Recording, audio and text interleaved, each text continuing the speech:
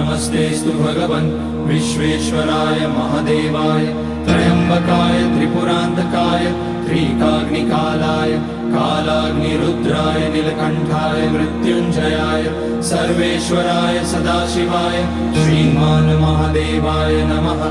ॐ नमः शम्भवाय च मयोभवाय च नमः शङ्कराय च मयस्कराय च नमः शिवाय च शिवतराय च। ॐ त्र्यम्बकं यजामहे सुगन्धिं पुष्टिवर्धनम् उर्वारुकमिव बन्धनान् मृत्योर्मुक्ष्यमामृतात्।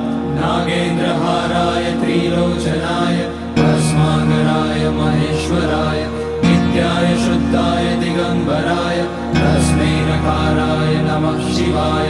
मन्दाकिनी सलिलचन्दन चर्चिताय नन्दीश्वर